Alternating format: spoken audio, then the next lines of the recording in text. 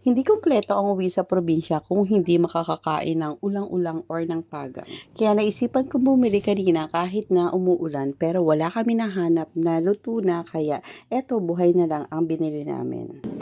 So ayun, kain tayo nitong eto yung kagang.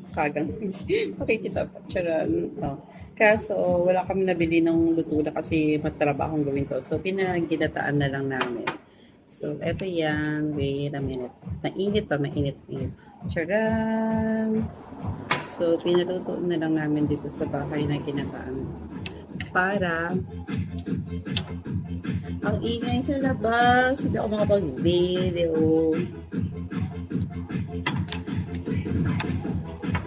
DJ Joseph on the mix. Oh, ang ingay sa labas. Mag-video sana ako.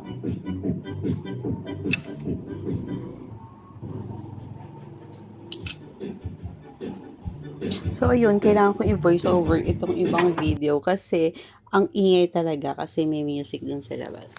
So, yun, isa ito sa hinahanap-hanap pag andito sa probinsya. Itong kagang, pero kapag luto na ang tawag sa amin ay ulang-ulang. Kanina, galing din ako sa client, pero ayan, nagbigay nga pala si Mama Good netong masarap na atsara. Dati ko na rin talaga natikman yung luto ni Mama Good na atsara at masarap talaga. Kaya kung gusto nyo mag-order ng atsara, ayan, mag-order lang kayo kay Ma'am Magud.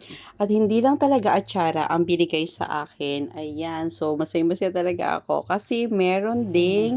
Tapos ito yung kalamay kati. So binigay lang din to ni Ma'am Magud. Ayan. Pwede na ako mag-video kasi or magsalita kasi tumigil yung tugtog sila. So ito yun. Wow, ang sarap.